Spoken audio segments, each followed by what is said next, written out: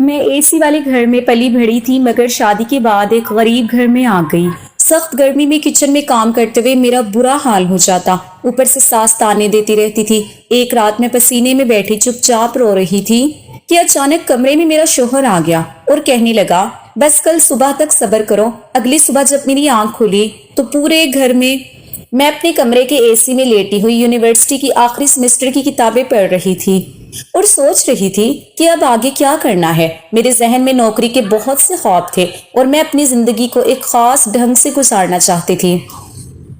میرے ہاتھ میں موبائل تھا جس میں مختلف ڈیزائنز اور برانڈز کے کپڑے اور جیولری دیکھ رہی تھی۔ میں سوچ رہی تھی کہ جاب شروع کرنے کے بعد میں اپنی پہلی سیلری والا چیک ملنے پر کون سا مہنگا سوٹ خریدوں گی۔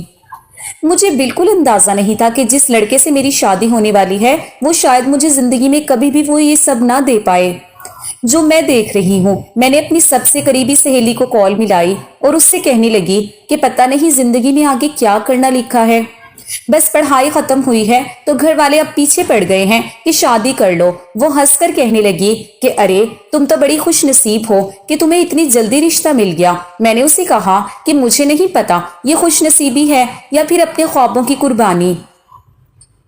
وہ مجھے سمجھانے لگی لیکن میرا دل کسی اور ہی دنیا میں تھا۔ کچھ دن بعد اچانک امی میرے کمرے میں آئی اور کہنے لگی کہ بیٹا تیار ہو جاؤ، وہ لوگ تمہیں دیکھنے آ رہے ہیں۔ میں نے امی کی بات سنی تو میرے چہرے پر کوئی خوشی نہیں آئی۔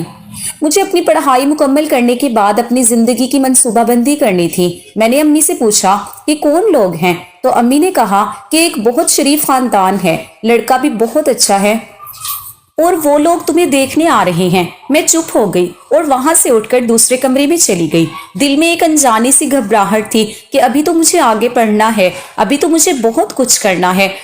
کچھ دیر بعد امی نے کہا کہ بیٹا وہ لوگ آ گئے ہیں، ذرا باہر آ جاؤ۔ میں نے ایک سادہ سا سوٹ پہنا اور باہر کی طرف چل دی۔ میرے ابو اور امی مہمانوں کے ساتھ بیٹھے ہوئے تھے۔ میں نے دیکھا کہ ایک معزز سے بزرگ اپنے بیٹے کے ساتھ بیٹھے ہوئے تھے۔ میں نے سب کو سلام کیا اور ایک طرف بیٹھ گئی۔ مہمانوں نے مجھ سے میری پڑھائی اور میرے مشاغل کے بارے میں پوچھا۔ میں نے بہت سادہ انداز میں جواب دے دیا۔ میری امی اور ابو کی نظریں میری طرف تھیں جیسے وہ مجھ سے کچھ کہہ رہے ہوں کہ بیٹا اب یہی فیصلہ درست ہے۔ وہ لوگ چلے گئے تو میں نے سکھ کا سانس لیا، مگر مجھے کیا معلوم تھا کہ یہ تو محض شروعات ہے۔ اگلے دن میری ساس گھر آئی۔ وہ بہت سادہ سی خاتون لگ رہی تھی۔ انہوں نے آتے ہی میری امی سے کہا کہ ہمیں تو لڑکی بہت پسند آئی ہے، ہم چاہتے ہیں کہ جلد سے جلد شادی کی تاریخ پکی کر لیں۔ امی نے ابو سے مشورہ کیا اور پھر فیصلہ ہوا کہ شادی کی تاریخ اگلے ہی ہفتے کے لیے پکی کر دی جائے۔ پورا گھر ایک دم سے ہلچل کی زد میں آ گیا تھا۔ رشتہ دار آنے لگے، گھر میں مٹھائیاں بانٹی گئی، ہر کوئی خوش تھا، مگر میں اپنے کمرے میں اکیلی بیٹھی سوچ رہی تھی کہ کیا میں اس سب کے لیے تیار ہوں۔ میرے ذہن میں بار بار اپنے خواب آتے تھے اور دوسری طرف شادی کی یہ تیز رفتار تیاریاں۔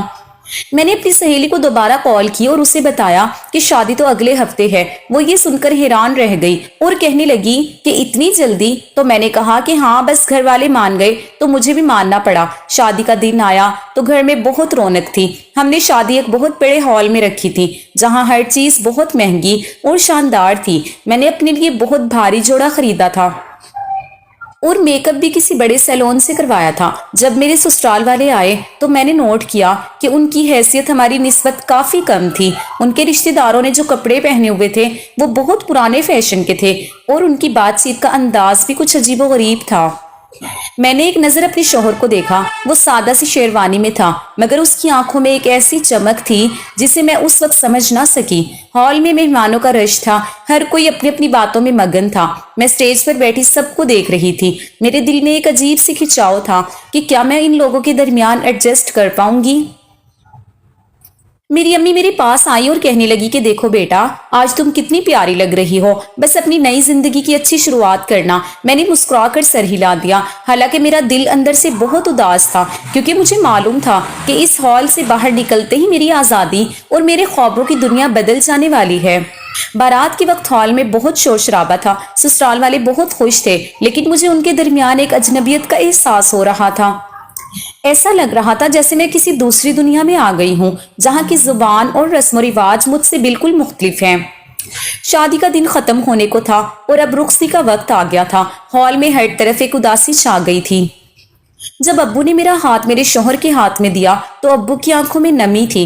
मैंने एक बार अपने कमरे को याद किया और फिर उस नई जिंदगी की तरफ कदम बढ़ा दिए जो मेरे लिए एक अनजानी डगर थी। गाड़ी में बैठते ही मुझे एहसास हुआ कि ये सफर कितना तवील है। रास्ते भर मैं खामोश रही और अपने शोहर को देखती रही जो गाड़ी चला रहा था। वो बहुत खामोश और सुलझा हुआ इंसान लग रहा था। उसके चेहरे पर एक अजीब सी सुकून वाली कैफियत थी जो मुझे उस वक्त समझ नहीं आ रही थी। घर पहुंचते ही ससुराल वालों ने हमारा भरपूर इस्तकबाल किया। घर छोटा था मगर लोगों की मोहब्बतें ज्यादा थी। सबने मुझे दुआएं दी और फिर मुझे मेरे नए कमरे में ले जाकर बैठा दिया गया। कमरा बहुत सादा था, एक बड़ा सा बेड और दीवार के साथ अलमारी थी। जब सब लोग चले गए तो मैंने इधर उधर नजर दौड़ाई। कमरे में कहीं भी एसी नजर नहीं आ रहा था, सिर्फ एक छत का पंखा था जो बड़ी मुश्किल से अपनी जगह बदल रहा था। कुछ देर बाद मेरे शौहर कमरे में आए जो मुझे यहाँ छोड़ने के बाद शायद अपने दोस्त की गाड़ी वापस देने के लिए गए थे। वो मेरे करीब बैठे और बड़े प्यार से बातें करने लगे। उनकी बातें सुनकर मुझे लगा कि वाकई ये एक अच्छा और समझदार इंसान है। वो मुझसे मेरे मुस्तकबिल के बारे में पूछ रहा था और मुझसे वादा कर रहा था कि वो मुझे हमेशा खुश रखेगा। मैंने उनकी आंखों में देखा तो मुझे लगा कि शायद ये सब चीजें जिन्हें मैं अपने लिए जरूरी समझती थी इनके बगैर भी जिंदगी गुजर सकती है। लेकिन उसी दौरान गर्मी की शिद्दत मेरे जिस्म को बेचैन कर रही थी। कमरे में हब्स इतना ज्यादा था कि पसीना मेरी कमर पर बह रहा था, मगर मैंने जुबान से कुछ न कहा। मुझे लगा कि अभी तो पहली रात है, अगर मैंने शिकायत की तो इन्हें बुरा लगेगा। मैंने खामोशी से गर्मी बर्दाश्त की और उनकी बातों का जवाब देती रही। सुबह हुई तो मैं बहुत बुरी तरह पसीने में शराबूर थी। मैं फौरन वॉशरूम गई और जी भरकर नहाया ताकि ये हब्स कुछ कम हो सके। जैसे ही मैं बाहर आई तो सास नाश्ता लेकर कमरे में आ गई। उन्होंने बड़ी मोहब्बत से मुझे नाश्ता करवाया और कहा कि बेटा अभी तुम नई हो, आराम करो, अभी तुम्हें कोई काम करने की जरूरत नहीं है। मैंने सुख का सांस लिया और सोचा कि जिंदगी तो बहुत आसान है, सास इतनी अच्छी और ख्याल रखने वाली है। बाकी 3 दिन भी इसी तरह गुजरे। मैं कमरे में बैठी रहती या कभी बाहर बैठकर बातें करती। मुझे किसी ने किचन का काम नहीं कहा, बस मैं आराम से खाती पीती रही। लेकिन एक चीज जो मुझे हर लम्हे सताती रही वो गर्मी थी। चाहे दिन हो या रात पंखा चलता रहता मगर उससे कोई राहत नहीं मिलती थी। कमरे में हर वक्त एक गर्म हवा का झोंका रहता था जिससे मेरा दम घुटता था, मगर मैं अपने खानदान की तरबियत के मुताबिक खामोश रही। चौथे दिन सुबह जब मेरी आंख खुली तो मैंने सोचा कि अब कब तक हाथ पर हाथ रखकर बैठी रहूंगी। ये भी तो अब मेरा ही घर है, मुझे कुछ ना कुछ तो करना चाहिए। मैं उठी और किचन की तरफ चली गई। वहां देखा तो सास अकेली काम में लगी हुई थी। वो चूल्हे के सामने खड़ी रोटियां पका रही थी। उनका चेहरा पसीने से सुर्ख हो रहा था। मैंने उनके करीब जाकर कहा कि आंटी मैं आपकी हेल्प करवा दूं, क्या मैं कोई काम कर सकती हूँ? सास ने मेरी तरफ देखा और एक अजीब सी मुस्कुराहट के साथ बोली, अरे महारानी आखिर तुम्हें अक्ल आ ही गई। मैं तो समझ रही थी कि पता नहीं कब तक तुम अपने कमरे में आराम फरमाओगी। चलो जल्दी से बर्तन धो दो और देखो चाय बन गई है, इसे छान लो, मेहमान आ रहे हैं। मैं सास का ये जुमला सुनकर कुछ देर के लिए साकित रह गई। मुझे लगा कि जैसे वो मुझे कोई ताना दे रही हो। मैंने खामोशी से काम संभाल लिया। किचन में जाते ही गर्मी का एक और झोंका मेरे चेहरे से टकराया। चूल्हे की तपिश और बाहर की गर्मी मिलकर मुझे पागल कर रही थी। अभी तो मैंने बर्तन धोना शुरू ही किए थे कि सास ने आवाज दी कि जल्दी करो, मेहमान बस आने ही वाले हैं। और देखो ये सब सब्जियां भी काट लो, आज तो हमें बहुत काम करना है। मैं किचन में खड़ी पसीने से शराबूर हो रही थी। मेरे हाथों में बर्तन थे और चेहरे से पसीना बहकर मेरी आंखों में जा रहा था। मैंने आज तक कभी इतने लोगों के लिए खाना नहीं बनाया था, और वो भी ऐसी शदीद गर्मी में जहां पसीना पहुंचने का भी वक्त ना मिल रहा हो। सास मुसलसल मेरे सर पर खड़ी हिदायत दे रही थी कि ये काम ऐसे नहीं ऐसे करो, तुम तो बहुत सुस्त हो। मैं सब कुछ खामोशी से सुन रही थी और दिल ही दिल में अपने एसी वाले कमरे को याद कर रही थी जहां मैं सिर्फ अपनी पढ़ाई पर तवज्जो देती थी। थोड़ी देर बाद जब मैंने चाय बनाना शुरू की तो देखा कि बाहर 6 लोग आकर बैठ गए हैं और वो सब चाय का इंतजार कर रहे थे। मैंने कभी इतने लोगों के लिए एक साथ इतनी गर्मी में चाय नहीं बनाई थी। किचन का दर्जा हरारत जैसे जैसे बढ़ रहा था, मेरा सांस लेना मुश्किल हो रहा था। मैंने एक बार दीवार की तरफ देखा, शायद वहां कोई छोटी सी खिड़की हो जहां से हवा आ सके, मगर वहां सिर्फ दीवार थी। मैंने चाय के कप ट्रे में सजाए और बाहर ले गई। जैसे ही मैं ड्राइंग रूम में दाखिल हुई तो वहां भी पंखे की वही सुस्त रफ्तार चल रही थी।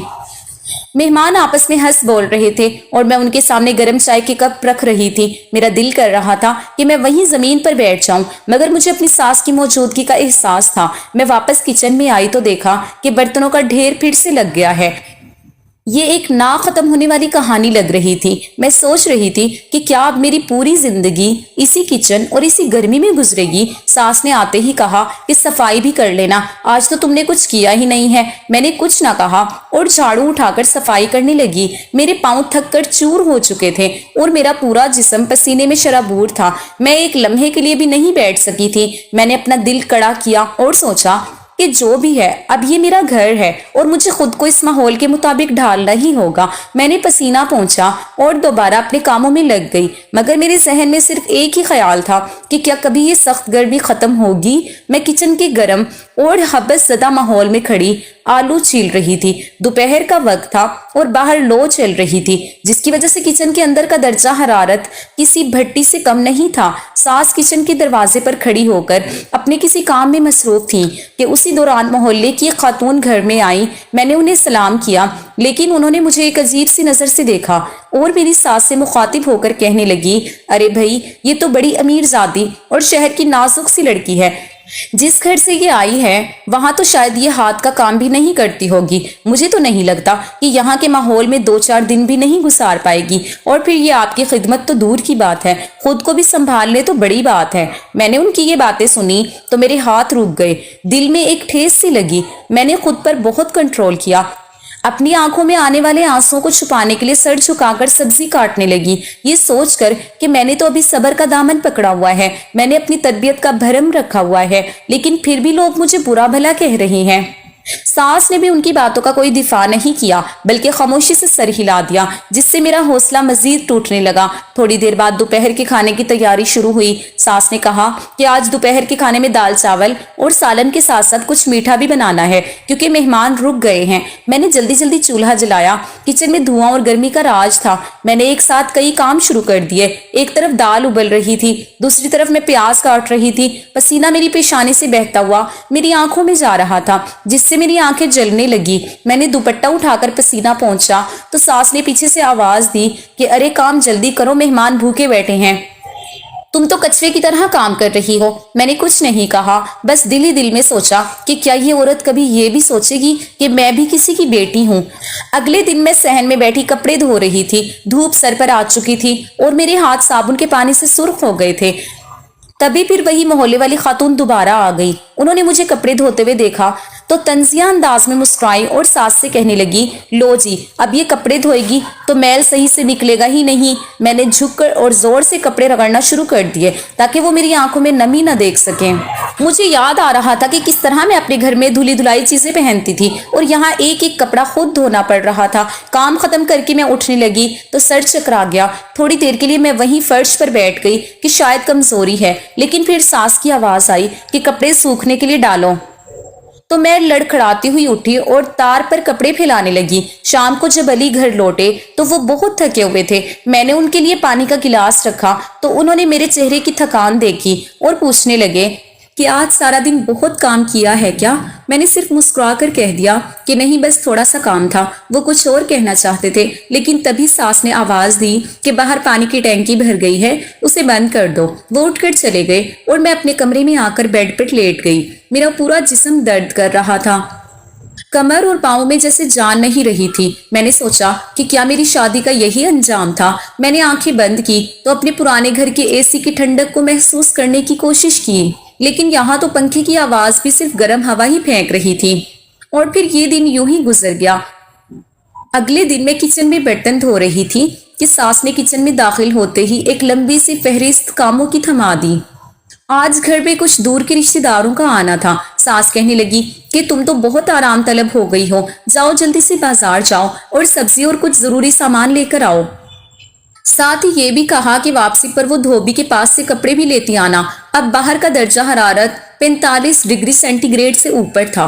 मैंने एक निगाह अपनी थकन से चूर टांगों पर डाली और फिर सर झुकाकर हाँ में सर हिला दिया। मैंने बुर्का ओढ़ा और बाजार की जानिब चल पड़ी। सड़क पर चलते हुए मुझे महसूस हो रहा था कि जैसे कोई मुझ पर गर्म पानी फेंक रहा हो।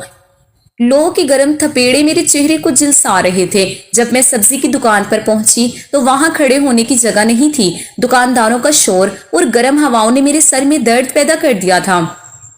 میں نے تھیلیوں میں سبزی بھرنا شروع کی۔ میرے ہاتھوں میں وزن کی وجہ سے لکیریں پڑ رہی تھی۔ بازار میں چلتے ہوئے کچھ خواتین مجھے دیکھ کر آپس میں سرگوشیاں کر رہی تھیں۔ ایک خاتون نے تو میری ساس کی سہیلی سے کہا کہ یہ دیکھو، یہ وہی لڑکی ہے جو بڑے گھر سے آئی تھی، اب دیکھو اس کی حالت کیا ہو گئی ہے، اس کا رنگ بھی دھوپ میں کالا پڑ گیا ہے۔ میں نے ان کی بات سن کر نظریں زمین پر جما لی اور تیز تیز قدم اٹھانے لگی۔ میرا دل کر رہا تھا کہ میں وہیں سڑک پر بیٹھ کر رو دوں، مگر میں نے اپنے آپ کو سنبھالا۔ میں نے سوچا کہ میں اگر یہاں رو پڑی تو لوگوں میں تماشا بن جاؤں گی۔ میں نے ہمت کی اور بھاری تھیلے اٹھائے واپس گھر کی طرف چل دی۔